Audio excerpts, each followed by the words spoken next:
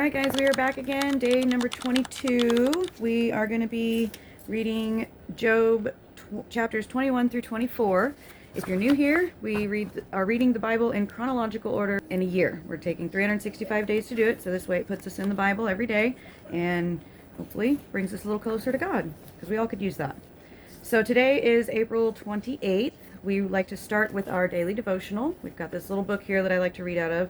The title of this one is called Voice of Grace.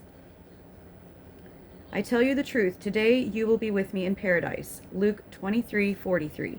And the little passage says, tell me, what has the thief on the cross done to warrant help? He has wasted his life. Who is he to beg for forgiveness? He publicly scoffed at Jesus. What right does he have to pray? Jesus, remember me when you come into your kingdom. Do you really want to know? The same right you have to pray. You see, that is you and me on the cross, naked, desolate, hopeless, and estranged. That is us. That is us asking. We don't boast. We don't produce our list. Any sacrifice appears silly when placed before God on a cross. We, like the thief, have one more prayer. And we, like the thief, pray. And we, like the thief, hear the voice of grace. It's signed, He Still Moves Stones. That is interesting. Yeah, none of us is more deserving than another. All right. So if you want to follow along, grab your Bible. Job chapters 21 through 24. I knew she wasn't going to hang out for very long before she was over it. She said, I'm out. Deuces. All right. Yesterday we read still about Job and all his feeling sorry for himself and being so hard on himself and not giving himself very much grace.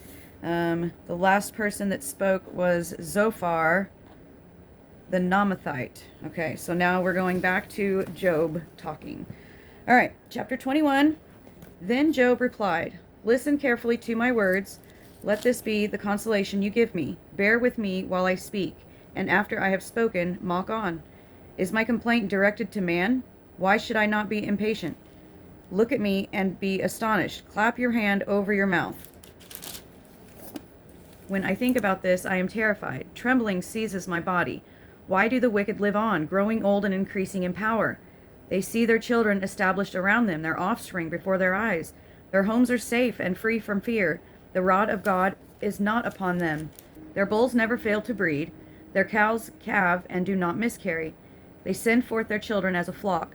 Their little ones dance about. They sing to the music of tambourine and harp. They make merry to the sound of the flute. They spend the years in prosperity and go down to the grave in peace. Yet they say, O God, leave us alone. We have no desire to know your ways. Who is the Almighty that we shall serve him? What would we gain by praying to him? But their prosperity is not in their own hands. So I stand aloof from the counsel of the wicked. Yet how often is the lamp of the wicked snuffed out? How often does calamity come upon them? The fate God allots in his anger. How often are they like straw before the wind, like chaff swept away by a gale? It is said, God stores up a man's punishment for his sons. Let him repay the man himself, so that he will know it. Let his own eyes see his destruction. Let him drink of the wrath of the Almighty. For what does he care about the family he leaves behind when his allotted months come to an end? Can anyone teach knowledge to God, since he judges even the highest? One man dies in full vigor, completely secure and at ease, his body well nourished, his bones rich with marrow. Another man dies in bitterness of soul, never having enjoyed anything good. Side by side they lie in the dust, and worms cover them both. I know full well what you are thinking, the schemes by which you would wrong me. You say, where now is the great man's house, the tents where wicked men lived? Have you never questioned those who travel? Have you paid no regard to their accounts, that the evil man is spared from the day of calamity, that he is delivered from the day of wrath? Who denounces his conduct to his face? Who repays him for what he has done? He is carried to the grave, and watch is kept over his tomb. The soil in the valley is sweet to him, and all men follow after him. And the countless throng goes before him. So how can you console me with your nonsense? Nothing is left of your answers but falsehood. Whew. My grandpa must have been in Job chapter 22. Grandma, if you're watching, look, Grandpa Chungley was in here on May 29th of '07. It says here, there's 3 words. The first one says God, comma, sin, comma, and I can't tell what that one is. Looks like IUTEG, but I don't know what that means. Oh, integrity, INTEG, integrity is probably. All right, so we're going to read chapter 22. Here we go. Eliphaz. Then Eliphaz the Temanite replied, Can a man be of benefit to God? Can even a wise man benefit him? What pleasure would it give the Almighty if you were righteous? What would he gain if your ways were blameless? Is it for your piety that he rebukes you and brings charges against you? Is not your wickedness great? Are not your sins endless? You demanded security from your brothers for no reason. You stripped men of their clothing, leaving them naked. You gave no water to the weary, and you withheld food from the hungry. Though you were a more powerful man owning land, an honored man living on it, and you sent widows away empty-handed, and broke the strength of the fatherless. That is why snares are all around you, why sudden peril terrifies you, why it is so dark that you cannot see, and why a flood of water covers you. Is not God in the heights of heaven? And see how lofty are the highest stars. Yet you say, what does God know? Does he judge through such darkness? Thick clouds veil him, so he does not see us. As he goes about in the vaulted heavens, will you keep to the old path that evil men have trod? They were carried off before their time, their foundations washed away by a flood. They said to God, leave us alone. What can the Almighty do to us? Yet it was he who filled their houses with good things, so I stand aloof from the counsel of the wicked. The righteous set their ruin and rejoice. The innocent mock them, saying, surely our foes are destroyed, and fire devours their wealth. Submit to God and be at peace with him. In this way prosperity will come to you. Accept instruction from his mouth and lay up his words in your heart. If you return to the Almighty, you will be restored.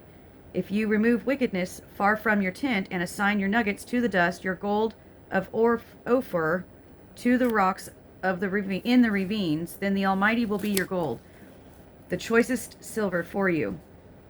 Surely then you will find delight in the Almighty and will lift up your face to God. You will pray to him, and he will hear you, and you will fulfill your vows. What you decide on will be done, and light will shine on your ways. When men are brought low and you say, lift them up, then he will save the downcast. He will deliver even one who is not innocent, who will be delivered through the cleanness, doesn't say cleanliness, cleanness of your hands. He will deliver even one who is not innocent, who will be delivered through the cleanness of your hands. All right, and then this next one, it's Chungley again. It says 6307, just above chapter 23. He's got a lot of stuff underlined in here. We'll have to check this out, Grandma, when we come up for Christmas. All right, chapter 23. What do we do? We go to 24. Chapter 23. Then Job replied, even today my complaint is bitter. His hand is heavy in spite of my groaning. If only I were to find him, if only I could go to his dwelling. I would state my case before him and fill my mouth with arguments. I would find out what he would answer me and consider what he would say. Would he oppose me with great power? No, he would not press charges against me. There an upright man could present his case before him, and I would be delivered forever from my judge. But if I go to the east, he is not there. If I go to the west, I do not find him. When he is at work in the north, I do not see him. When he turns to the south, I catch no glimpse of him. But he knows the way that I take. When he tests me, I will come forth as gold. My feet have closely followed his steps. I have kept to his way without turning aside. I have not departed from his commands. I have not departed from the commands of his lips. I have treasured the words of his mouth more than my daily bread. But he stands alone, and who can oppose him? He does whatever he pleases. He carries out his decree against me, and many such plans he still has in store. This is why I am terrified before him. When I think of all this, I fear him. God has made him my heart faint. The Almighty has terrified me. Yet I am not silenced by the darkness, by the thick darkness that covers my face. Chapter 24. Why does the Almighty not set times for judgment? Why must those who know him look in vain for such days? Men move boundary stones, then pasture. No, they. Men move boundary stones. They pasture flocks they have stolen. They drive away the orphan's donkey and take the widow's ox in pledge. They thrust the needy from the path and force all the poor of the land into hiding. Like wild donkeys in the desert, the poor go about their labor of foraging food. The wasteland provides food for their children. They gather fodder in the fields and glean in the vineyards of the wicked. Lacking clothing, they spend the night naked. They have nothing to cover themselves in the cold. They are drenched by mountain rains and hug the rocks for lack of shelter. The fatherless child is snatched from the breast. The infant of the poor is seized for a debt. Lacking clothes, they go about naked. They carry the sheaves, but still go hungry. They crush olives among the terraces. They tread the wine presses, yet suffer thirst. The groans of the dying rise from the city, and the souls of the wounded cry out for help. But God charges no one with wrongdoing. There are those who rebel against the light, who do not know its ways or stay in its paths. When daylight is gone, the murderer rises up and kills the poor and needy. In the night, he steals forth like a thief. The eye of the adulterer watches for dusk. He thinks, no eye will see me, and he keeps his face concealed. In the dark, men break into houses, but by day they shut themselves in. They want nothing to do with the light. For all of them, deep darkness is their morning. They make friends with the terrors of darkness, yet they are foam in the surface of the water. Their portion of the land is cursed, so that no one goes to the vineyards. As heat and drought snatch away the melted snow, so the grave snatches away those who have sinned. The womb forgets them, the worm feasts on them. Evil men are no longer remembered, but are broken like a tree. They prey on the barren and childless women, and to the widow show no kindness. But God drags away the Almighty by his power. Though they become established, they have no assurance of life. He may let them rest in a feeling of security, but his eyes are on their ways. For a little while they are exalted, and then they are gone. They are brought low and gathered up like all others. They are cut off like heads of grain. If this is not so, who can prove me false and reduce my words to nothing? And then it goes on with Bildad. The Shuhite replies. All right, that is chapter 25. That leads us to tomorrow for day number 23. Man, stuff is intense.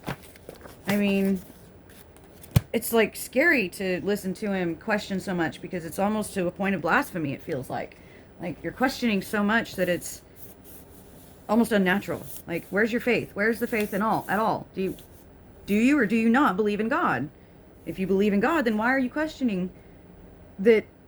Yeah, it's interesting to read. Anyway, to say the least. If you guys have any questions, leave it in the comments. Let me know if you're following along, if you've gone ahead, if you've already read this before, and share it with anybody that you think would enjoy it. We will be back tomorrow for day number 23, and we'll see you guys then. Have a good night. Love you. Bye.